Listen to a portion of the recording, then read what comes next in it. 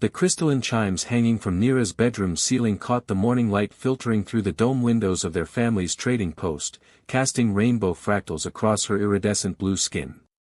She traced the silver markings that spiraled along her arms, natural patterns that marked her as one of the Veldar bloodline, an ancient merchant family among the Zephyrians. The markings had darkened recently, signaling her transition into full adulthood, though at 23 cycles, she felt anything but ready for what that meant. Nira. Her father's voice carried up from the main level, heavy with an emotion she couldn't identify. Come down, daughter. We must speak. Something in Jorvek Veldar's tone made her stomach clench. She'd heard whispers over the past few weeks, hushed conversations between her parents that stopped whenever she entered a room, worried glances when they thought she wasn't looking. The family's trading business had been struggling since the hegemony imposed new tariffs on their traditional routes, but surely things weren't that dire. She descended the spiral staircase that curved along the inner wall of their dome home, her bare feet silent on the smooth metal steps. The main living area opened before her, its walls lined with artifacts from dozens of worlds, testament to generations of Veldar traders who had built their reputation on fair dealing and cultural sensitivity. Her father stood with his back to her, gazing out at the bustling spaceport beyond their transparent walls. Father? Nira approached cautiously, noting the tension in his shoulders beneath his formal merchant's robes. Jorvek turned, and she was startled to see tears tracking down his weathered blue face. My precious daughter, he said, his voice thick with emotion. I have failed you. What do you mean? Fear crept into her voice. The Corvinth Syndicate, he began, then stopped, running a hand over his bald scalp where intricate silver tattoos marked his merchant rank. The cargo they entrusted to us, it was destroyed when the Stellar Reach pirates attacked our convoy. The insurance doesn't cover acts of war, and the Syndicate. He swallowed hard. They demand compensation. 2 million credits. Nira felt the blood drain from her face. 2 million credits was more than their family's entire net worth. Surely there's another way. I've exhausted every option. Jorvek's voice cracked. Every favor, every connection. They've given me 30 days to pay, or they'll claim our family assets and exile us from the trade networks. We'll lose everything our ancestors built. Then we'll start over, Nira said firmly, moving to her father's side. We're Veldars. We're survivors. We can rebuild. Jorvek shook his head slowly. There is one other option. He pulled out a formal contract tablet, its holographic display shimmering with official seals. An arrangement has been proposed. A human named Marcus Chen, a terraforming engineer working on the Kepler Station project. He's offered to settle our debt in exchange for. He couldn't finish the sentence. Nira stared at the contract, the words swimming before her eyes as understanding dawned. A marriage bond, she whispered. The humans have different customs than we do, Jorvek said quickly. For them, such arrangements are uncommon but not unheard of. And this Marcus Chen, he comes with excellent references. He's wealthy, respected in his field, and according to mutual acquaintances, he's seeking a wife to help manage his household and social obligations. You want to sell me, Nira said flatly. I want to save our family. Jorvek gripped her shoulders gently. And I've researched this human extensively. He's not cruel, not like some of the others who made offers. He's intelligent, accomplished, and he specifically requested someone of education and refinement. He wants a partner, not a servant. Nira pulled away from her father's touch, her mind reeling. Others made offers. Jorvek's face darkened. Scavengers and profiteers who saw an opportunity to acquire an exotic wife. I rejected them all. This Marcus Chen, he approached me through proper channels, with proper intentions. The contract includes provisions for your comfort, your safety, and even clauses allowing you to return home if the arrangement proves incompatible. How generous, Nira said bitterly. She moved to the window, watching the stream of beings from dozens of species moving through the spaceport. She'd grown up here, surrounded by diversity, thinking she understood the galaxy and her place in it. Now she felt like a naive child. I know this is difficult, Jorvik said behind her. But our alternatives are limited. If we're exiled from the trade networks, we lose not just our livelihood but our cultural identity. The Veldar name dies with us. And if I marry this human, what then? Do I become his property? Bear his children and pretend to be happy while you rebuild your fortune? The Zephyrian marriage bonds still apply, Jorvik said quietly. Even in human space, our customs are recognized. You retain your rights, your identity. And if children come, well, human Zephyrian offspring are extraordinarily rare, but not unknown. They're said to possess remarkable qualities. Nira turned back to face her father, seeing the defeat in his eyes. Despite her anger, her heart ached for him. He'd built everything on honor and reputation, and now both were crumbling. When? She asked. The ceremony is in 3 days. He's arranged for a Zephyrian officiant to perform the rituals alongside human customs. He's trying to show respect for our ways. 3 days. Nira felt dizzy. I haven't even met him. He'll be arriving tomorrow for the formal introduction.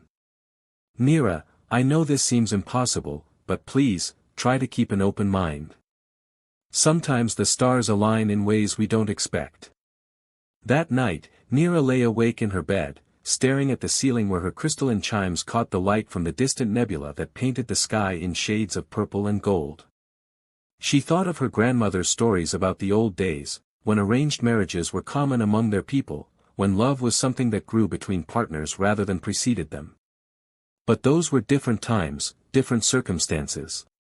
She touched the silver markings on her arms, feeling their warmth.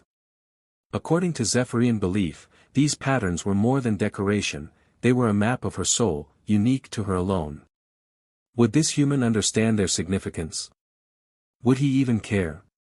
The next morning arrived too quickly. Nira spent extra time choosing her outfit, settling on a flowing dress of deep blue fabric that complemented her skin tone and accentuated the silver in her markings. She braided her long, dark hair with silver threads, following the traditional style for unmarried women of her status. If she was to meet her future husband, she would do so with dignity. She heard voices from below, her father's familiar cadence and another, deeper voice speaking accented but grammatically correct standard. Her heart hammered as she descended the stairs, each step feeling like a march toward an uncertain future. The human stood with his back to her, speaking quietly with her father about atmospheric processors and soil composition. He was tall, as she'd expected, with short brown hair and broad shoulders beneath a simple but well-tailored jacket. When he turned at the sound of her footsteps, she was struck by his eyes, warm brown, with an intelligence and kindness that surprised her. Nira, Jorvik said formally, may I present Marcus Chen? Marcus, my daughter, Nira Veldar. Marcus stepped forward and, to her amazement, performed a perfect Zephyrian greeting, hands pressed together, a slight bow, the traditional words spoken in her native tongue. I am honored to meet you, Nira Veldar. Your father speaks of you with great pride. You know our customs, she said, unable to hide her surprise. I've been studying, Marcus replied with a slight smile. If I'm to become part of a Zephyrian family, I thought it appropriate to understand your ways. For a moment, they simply looked at each other. Nira found herself cataloging details, the laugh lines around his eyes, the small scar on his left hand, the way he stood with respectful distance but without the fearful tension she'd expected from a human. He was handsome in a foreign way, and his presence filled the room without dominating it. Perhaps, Jorvik said carefully, you two would like to speak privately. The garden dome is pleasant this time of day. They walked in silence through the transparent tunnel that connected to the family's private garden, where Zephyrian starflowers bloomed in carefully tended beds. The artificial atmosphere here was warm and humid, perfect for the delicate plants that had been brought from their homeworld generations ago. This is beautiful, Marcus said, genuinely admiring a spiral of purple blooms. These are from Zephyr Prime. My great-grandmother brought the seeds, Nira said, finding her voice. They've adapted to the artificial environment, but they still respond to stellar radiation patterns. When the nebula shifts, they change color. Remarkable. Marcus knelt to examine a flower more closely. On Earth, we have flowers that follow the sun, but nothing so sophisticated. Your people have an incredible understanding of biological systems. Is that why you chose me? The question escaped before she could stop it. For my people's knowledge. Marcus stood slowly, his expression serious. I chose you because your father described an intelligent, educated woman who might be willing to build something new with a stranger. And because I've seen what happens when humans impose their will on other species, it never ends well. I want a partner, not a possession. Yet you're buying me with credits. I'm settling a debt that threatens your family's survival, Marcus corrected gently. There's a difference. And I hope that over time, we can build something that transcends the circumstances that brought us together. Nira studied his face, looking for deception or hidden motives. Instead, she saw something she hadn't expected: loneliness.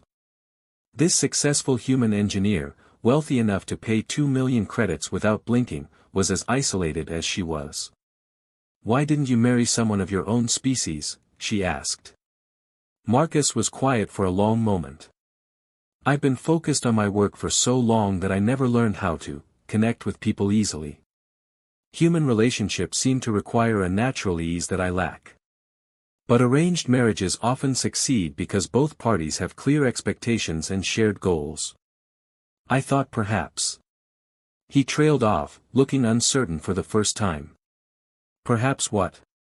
Perhaps we could find something real together, without the games and pretenses that seem to dominate human courtship. They walked deeper into the garden, the silence between them more comfortable now. Nira found herself stealing glances at this man who would soon be her husband, trying to reconcile her fears with the reality of his quiet, thoughtful presence. What would you expect of me? She asked finally. Honesty, Marcus said immediately. Beyond that, I hope we can discover what works for both of us. I have a home on Kepler Station, near my work. It's comfortable but solitary. I'd like it to feel like a home for both of us. And children? A slight blush colored his cheeks. If they come naturally, I would welcome them. But I wouldn't pressure you. I know the risks involved in humans' Epherian reproduction. They stopped beside a fountain where crystal-clear water danced in helical patterns, creating music as it moved. The sound reminded Nira of her childhood, of security and belonging. Could she find those things again with this stranger? The ceremony is tomorrow, she said. Yes. Marcus turned to face her fully. Nira, I know this situation is far from ideal. But I promise you, I'll do everything in my power to make you happy. And if I fail, the contracts include provisions for your independence and financial security. You'll never be trapped. Looking into his earnest eyes, Nira felt something shift inside her chest. Not love, not yet, but possibility.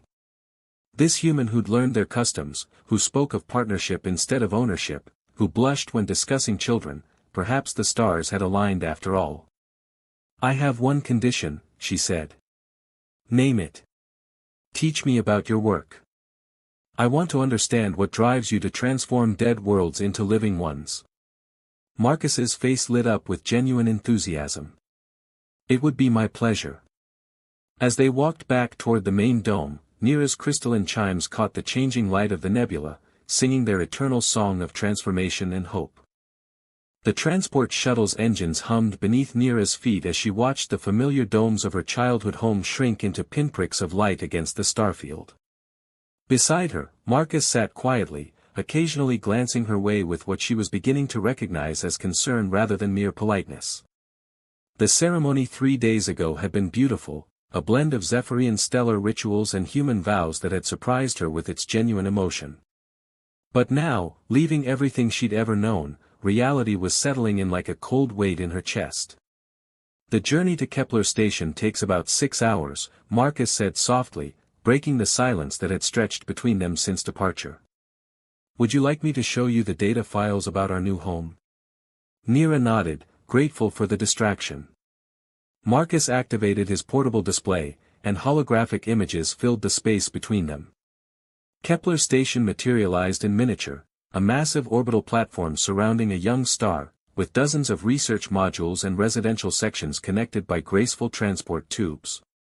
"It's beautiful," she admitted, studying the elegant curves of the station's architecture. "Like a flower blooming in space." The designers were inspired by natural forms, Marcus explained, his voice warming with enthusiasm.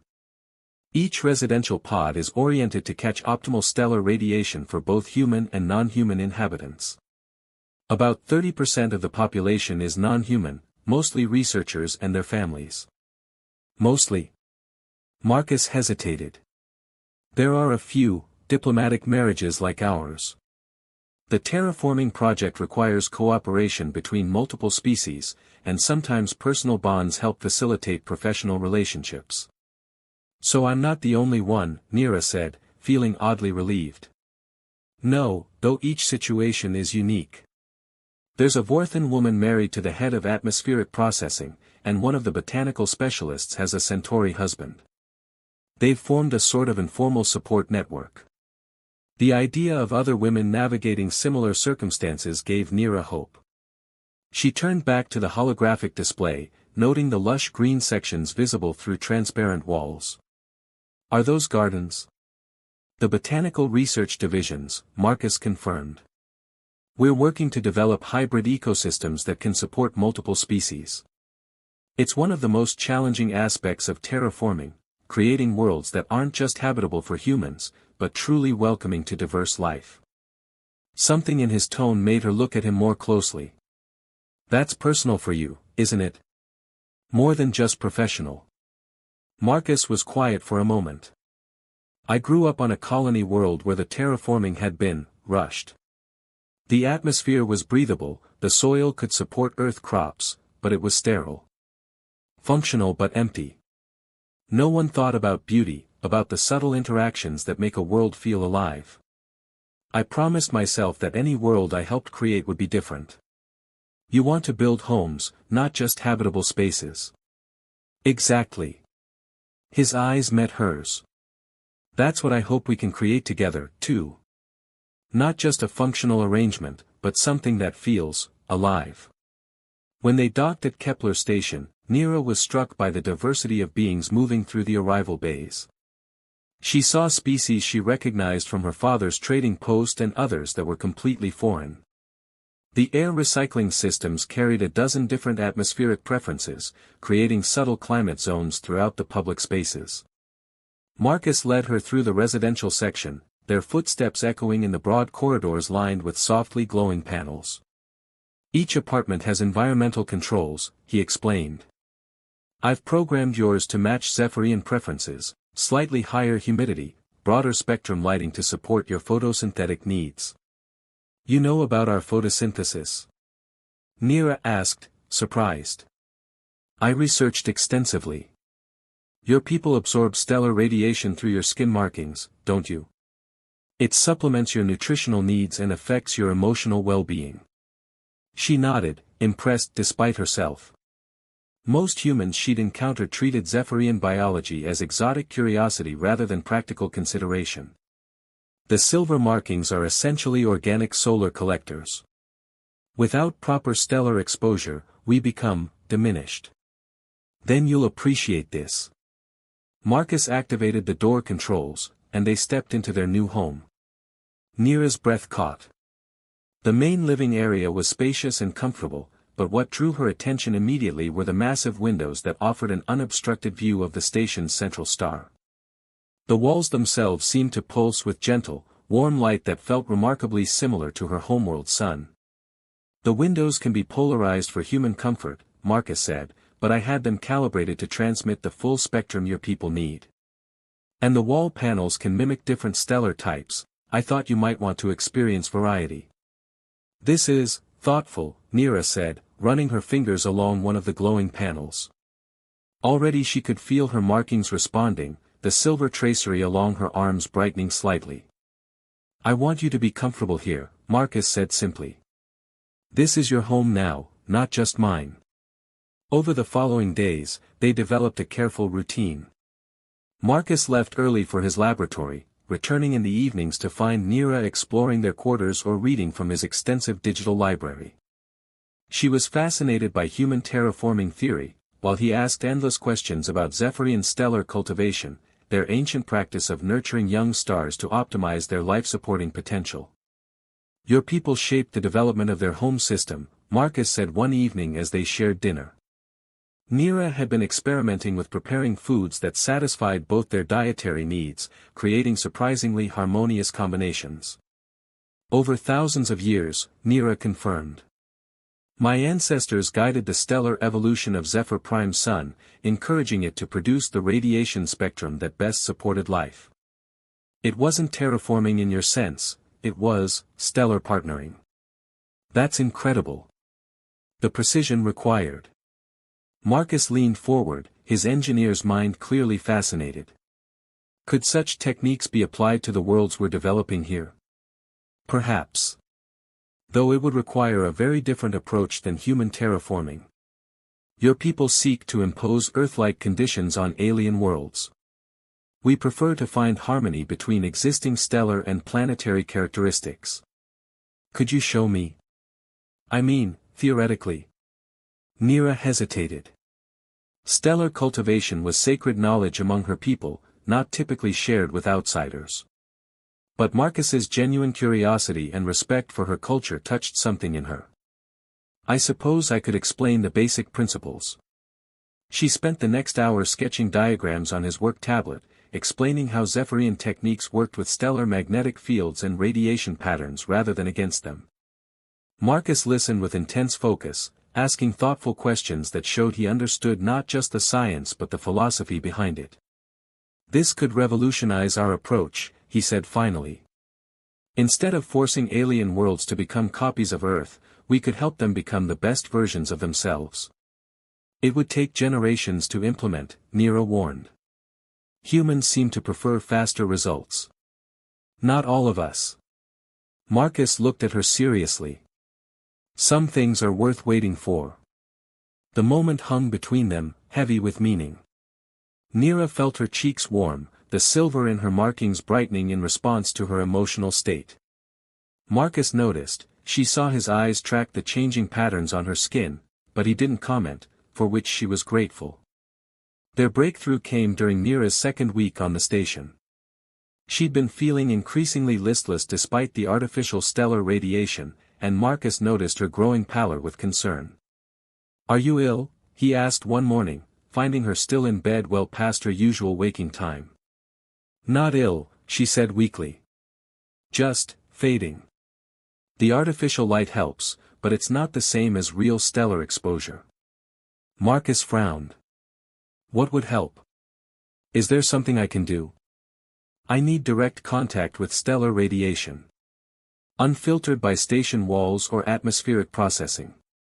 But that would require." She trailed off, realizing what she was about to suggest. "Require what?" "An EVA suit.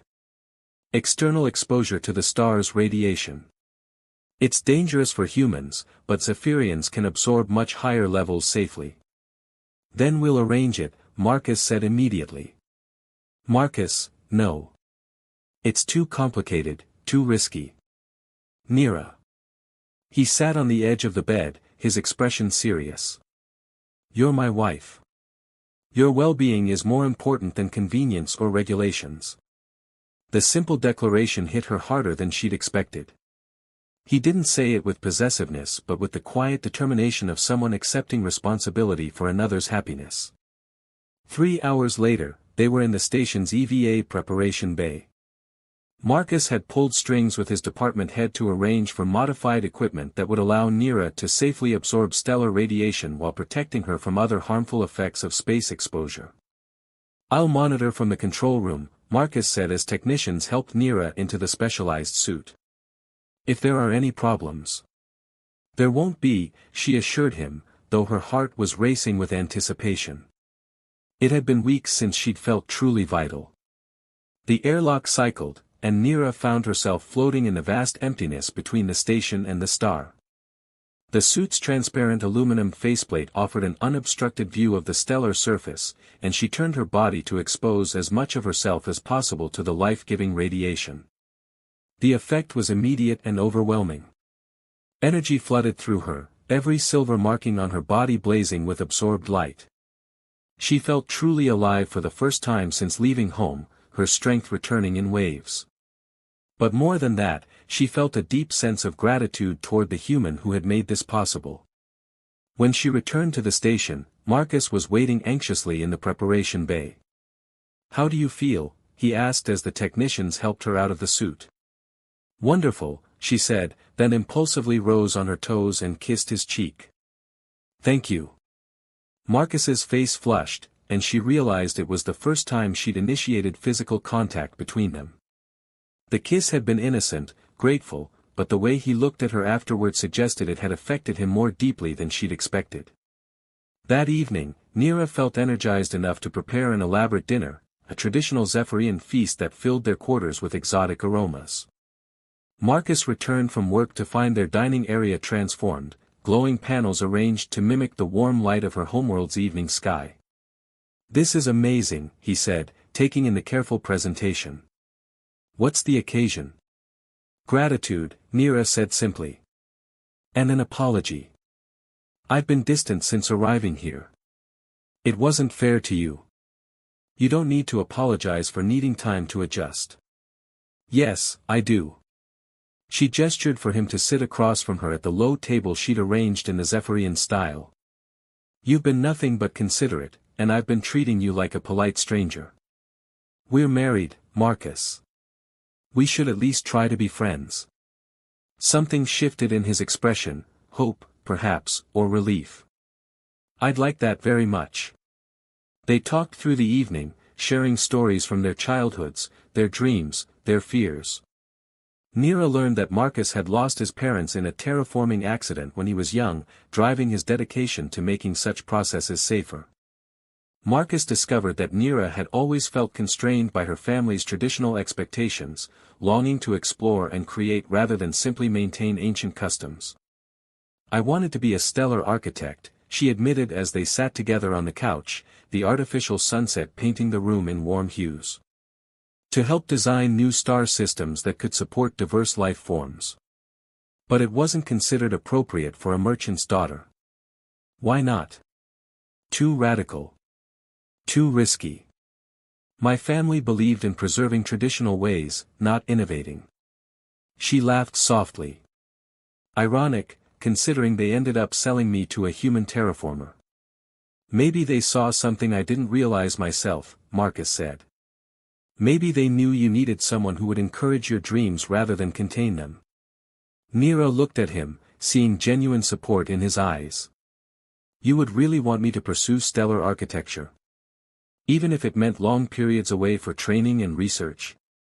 "Neera, I married you hoping for a partner, not a decoration. If stellar architecture is your passion, then we'll find a way to make it work." That night, as they said goodnight at their respective bedroom doors, they had maintained separate rooms by mutual agreement, Neera felt something new stirring in her chest. Not love, not yet, but genuine fondness. Marcus Chen was proving to be far more than she'd expected from their arrangement. Over the following weeks, their friendship deepened. Marcus introduced her to his research team, proudly explaining her insights into stellar cultivation. His colleagues, initially skeptical of his arranged bride, quickly came to respect Neera's knowledge and gentle wisdom. She, in turn, began to see Marcus through others' eyes, a brilliant scientist respected for his innovation and integrity, but also someone who had been profoundly lonely until now. They developed evening routines, taking walks through the station's garden sections, sharing their work discoveries, gradually moving from careful politeness to easy companionship. Marcus started bringing her small gifts from the botanical labs, unusual flowers or interesting mineral specimens. Neera began leaving traditional Zephyrian good luck symbols in his workspace, small artistic arrangements that would catch and reflect stellar light throughout his day. The shift from friendship to something deeper began so gradually that neither of them noticed at first. It was in the way Marcus's face lit up when he saw her, the way Nira found herself looking forward to his return each evening. It was in the comfortable silences and the easy laughter, the way they had begun to anticipate each other's needs and preferences. But it was Kessa's visit that forced Nira to confront her growing feelings. Kessa Zindar was Nira's oldest friend, a fellow Zephyrian who worked as a cultural liaison on a nearby station. She arrived unannounced one afternoon, her own silver markings bright with curiosity and concern. "I had to see for myself," Kessa said without preamble, studying Nira's appearance. "The rumors have reached even our station. Jorvek's daughter, married to a human." "Hello to you too, Kessa," Nira said dryly, though she was genuinely happy to see her friend. "You look different," Kessa observed as they settled in the living area. "Healthier than I expected."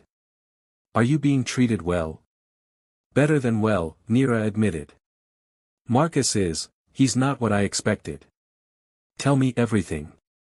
Nira found herself describing their daily life, Marcus's consideration for her needs, their growing intellectual partnership. But it was when she mentioned the EVA arrangement that Kessa's expression shifted. "He risked his professional standing to arrange stellar exposure for you?" Kessa asked. "It wasn't that dramatic." "Nira." Kessa leaned forward. "Do you understand what that means? A human who barely knows you, who arranged a marriage of convenience, puts his career at risk for your well-being. That's not duty. That's caring." The words hit Nira like a revelation. She'd been so focused on maintaining emotional distance that she'd missed the obvious: Marcus cared about her. Really cared, beyond the obligations of their arrangement. "I think," Nira said slowly, "I think I'm falling in love with my husband." Kessa smiled. "Finally, you see what's been obvious to everyone else." That evening, when Marcus returned from work, Nira saw him with new eyes.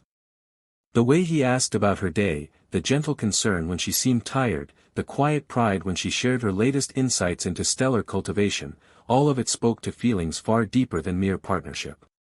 "Marcus," she said as they prepared for bed, "would you like to have breakfast together tomorrow? On the observation deck?" Something in her tone made him look at her more closely. "I'd like that very much." As they stood in the corridor between their rooms, the moment stretched with new possibility. Nira felt her markings brightening in response to her emotional state, and she saw Marcus notice, saw the way his breathing changed. "Good night, Nira," he said softly. "Good night, Marcus." But as she lay in bed that night, Nira knew that everything between them was about to change. The careful friendship they'd built was transforming into something neither of them had dared to hope for when they'd spoken their vows just weeks ago. The observation deck's transparent walls offered an unobstructed view of the nebula that painted the space around Kepler Station in brilliant purples and golds. Nira had chosen this location carefully for their breakfast, knowing that the stellar phenomena would create the perfect backdrop for what she hoped would be a significant conversation. The small table she'd arranged held delicate Zephyrian pastries alongside Marcus's preferred earth coffee, a harmony of their two cultures that had become symbolic of their relationship. Marcus arrived precisely on time, as always, but Nira noticed something different in his demeanor. There was an anticipation in his movements, a heightened awareness that matched her own nervous energy. Her silver markings had been glowing softly since she'd awakened, responding to emotions she was finally ready to acknowledge. "This is beautiful," Marcus said, taking in the carefully arranged setting. "You've outdone yourself." "I wanted it to be special," Nira replied, her voice carrying more meaning than the simple words suggested. They ate in comfortable silence, watching a transport ship navigate between the station's outer rings. But Nira could feel the tension building between them, not the uncomfortable tension of strangers, but the electric anticipation of two people approaching a threshold. "Marcus," she said finally, setting down her cup. "We need to talk." Something in her tone made him look at her intently. "Is everything all right?" "More than all right." She took a breath, gathering her courage. "I've been thinking about what Kessa said yesterday. About how you've cared for me, protected me, supported my dreams. And I realized something. What's that?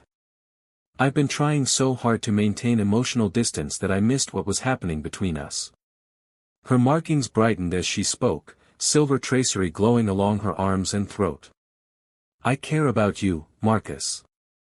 More than I should for an arrangement marriage. More than I'm supposed to. Marcus set down his own cup carefully, his eyes never leaving her face. And how much are you supposed to care? Enough to be a good wife. Not enough to. She hesitated, then plunged ahead. Not enough to fall in love. The words hung in the air between them. Marcus's expression shifted, hope and wonder replacing his usual careful composure. Nira. I know this complicates things, she said quickly. I know it wasn't part of our agreement. But I can't pretend anymore that what I feel for you is merely fondness or gratitude. What if I told you, Marcus said slowly, that I've been fighting the same battle? That every day I spend with you makes it harder to remember that this was supposed to be a practical arrangement. Nira's breath caught. Marcus? I think I started falling in love with you the moment you kissed my cheek after the EVA session. Maybe before that, when you trusted me enough to share your people's stellar cultivation techniques. You're brilliant, kind, beautiful. He stood, moving around the table to kneel beside her chair. Nira, you're everything I never dared to hope for. She reached out to touch his face, her fingertips tracing the strong line of his jaw. What do we do now? Now we stop pretending this is just an arrangement, Marcus said, capturing her hand and pressing it to his cheek. Now we build something real. The kiss that followed was gentle at first, tentative, as if they were both afraid of breaking the spell. But as Nira's lips moved against his, something ignited between them. Her markings blazed brighter, responding to the intensity of her emotions, and she felt an answering heat in Marcus's touch. When they broke apart, both breathing hard, Marcus stared at her in wonder. Your markings, they're so bright. They respond to strong emotions, Nira explained, her voice husky. Among my people, it's considered very intimate to glow for someone. You're glowing for me, Marcus said, awe in his voice. Only for you. They spent the rest of the morning talking, really talking, about their feelings, their fears, their hopes for the future. The careful barriers they'd maintained crumbled, replaced by an honesty that was both exhilarating and terrifying. I was so afraid, Nira admitted as they walked back to their quarters. Afraid of wanting something that wasn't real, that would only lead to heartbreak. And now? Now I'm afraid of how much I want you. The next few days passed in a haze of discovery. They found excuses to touch, a hand on a shoulder, fingers intertwining, stolen kisses in empty corridors. Their separate bedrooms became a mockery of their true feelings, but neither wanted to rush what was building between them. It was Marcus's research crisis that finally brought them fully together. The Titan 7 project is in trouble, he told her over dinner, his usual calm demeanor cracked with stress. The atmospheric processors are failing, and the terraforming committee is threatening to shut down the entire operation. 3 years of work, gone. What went wrong? We underestimated the planet's electromagnetic field fluctuations. They're interfering with our equipment, but more than that, they're preventing the formation of stable weather patterns. The atmosphere keeps reverting to its original state. Nira set down her fork, her mind racing. Electromagnetic fluctuations. Marcus, that sounds like what my people call stellar discord, when a planet's natural rhythms are fighting against imposed changes. Can it be fixed? Not with human terraforming methods. You're trying to overpower the planet's natural systems instead of harmonizing with them. But if we combined your atmospheric processing with Zephyrian stellar cultivation techniques. Marcus looked at her hopefully. I want to help. This project means everything to you, and you mean everything to me. They worked through the night, Nira's knowledge of stellar cultivation combining with Marcus's terraforming expertise to create a revolutionary new approach. Instead of fighting the planet's electromagnetic field, they would work with it, using the fluctuations to create natural weather patterns while gradually introducing the atmospheric changes needed for human habitation. "It's brilliant," Marcus said as dawn broke over the station. "Neera, this could change everything. Not just for Titan 7, but for terraforming across the galaxy." "We make a good team," she said, exhaustion and exhilaration warring in her voice. "The best." Marcus pulled her into his arms, holding her close. "I couldn't have done this without you." "You won't have to," Neera said, looking up at him. "Not anymore." The kiss that followed was deeper than their previous ones, charged with the intensity of their shared triumph and the emotions they'd been building toward for weeks.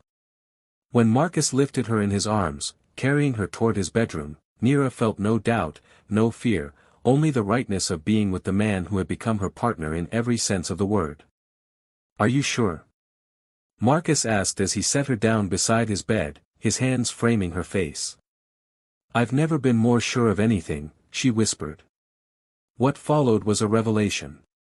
Marcus worshipped her differences, the way her skin felt like silk beneath his hands, the patterns of light that danced across her markings when he touched her, the soft sounds she made that seemed to resonate with music. Neera discovered that human passion burned differently than Zephyrian, hotter, more urgent, but no less profound. When they moved together, something unexpected happened.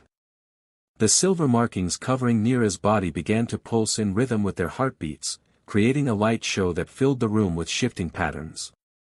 But more than that, she began to feel Marcus's emotions as if they were her own, his wonder, his desire, his overwhelming love for her.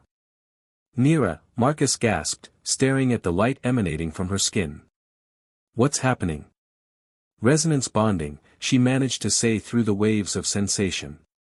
"It's rare, even among my people. When two souls are truly compatible, physical intimacy can create an empathic link." "I can feel what you're feeling," Marcus said in wonder. "And I can feel you. Your love, your joy, your—" She gasped as another wave of sensation washed over them both. "This is permanent, Marcus.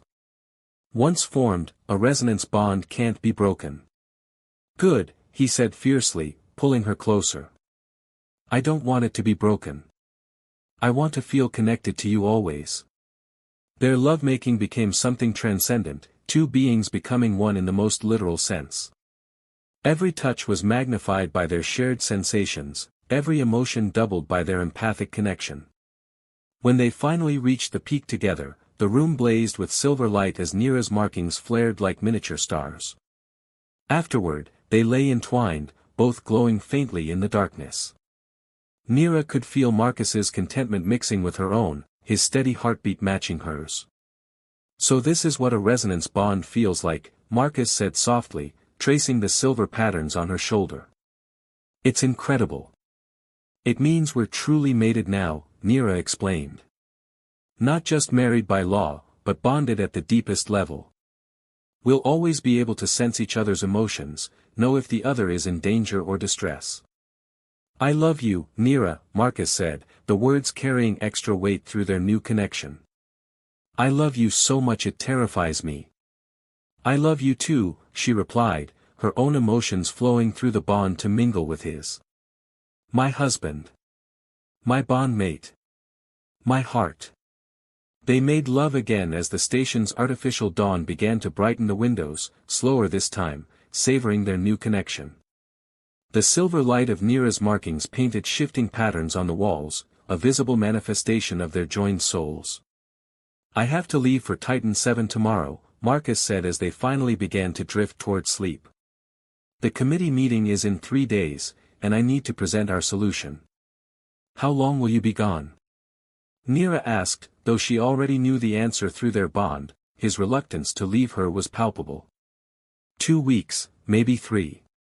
It depends on how quickly we can implement the new protocols." Neera felt a chill of premonition, though she couldn't say why. Through their bond, she sensed Marcus felt it too, a shadow of unease that neither could explain. "Be careful," she whispered, pressing closer to him. "Always," he promised. I have too much to come home to now. But as they fell asleep in each other's arms, neither could shake the feeling that their happiness was about to be tested in ways they couldn't imagine. The resonance bond that now connected them carried not just love and joy, but also the promise that whatever challenges lay ahead, they would face them together. The next morning brought a flurry of preparation. Marcus packed his equipment and researched data while Neera helped coordinate the logistics of his mission. Their new empathic connection made every moment of separation feel significant. They could sense each other's emotions even from across their quarters. "I'll contact you every day," Marcus promised as they stood in the departure bay, his transport ship waiting behind them. "I'll be here," Neera replied, though something in her tone made him look at her sharply. "What is it?" "Through the bond, I can feel that you're worried about something." Neera hesitated. "I don't know. Just a feeling." "Promise me you'll be careful, Marcus. Don't take any unnecessary risks." "I promise." He kissed her deeply, not caring who might be watching. 2 weeks, and then I'll be back. We'll celebrate the success of our project properly."